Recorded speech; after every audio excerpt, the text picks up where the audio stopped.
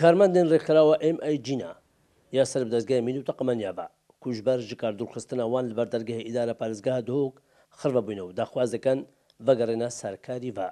Ev 10 sala wê ve ez gel vê rêxrawê ez geş me vê emirê ez nizanim xwe şûlekî dî bikim. Ji vî şûlî zêdetir. Şûlê teqemeniya zêdetir nizanim xwe şûlekî dî bikim. û nûke gote min herave ez diçim çi şûlkem.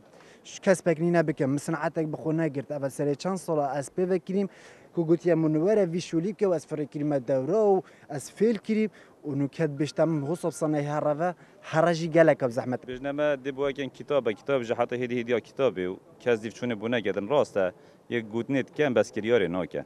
Em dibêjinê babû te rêk we hey ev rêk bû te. Tu bi dê helekî bînî, tu dê dergehê MIGyan yek carî qepat key. Yan jî di kadrê xwe cara godî zafirînê nav şûlî dav ve. Hêd bişte me kitap heta wezaretê wezara nizafirî kî ve cara godî zafirî te ve menazimê planeka hey ji vêrê biçîtin. Hekû ji dest te çû derê tu neşî sayterê sebkey. Em dê berdewam bîn.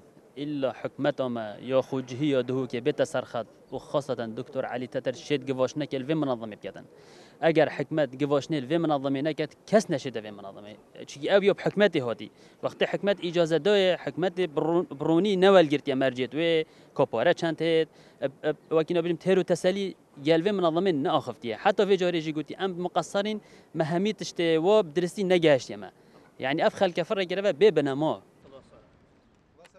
ji wezanîna hokarên ji kardûrxistina wan meseledana çendî layanên peywendîdar kir lê bi biyanûyên cuda cuda amade nebûn çi lê dwana bidan. Li Duhok 105 karmendên rêxirawa MIG ya ser bi dezgehê mîn û teqemeniya ve ji kar hatine dûrxistina ku nêzîkî 200 xêzane pê vegirîdane û dorgotina wan çendîn hewl dayne di hewkaran bizanin lê kes amade nebû û kes çi nabêjitiye û dibêjin vê yekê di jêderê jiyana nêzîkî 200 xêzaneyê te birîn.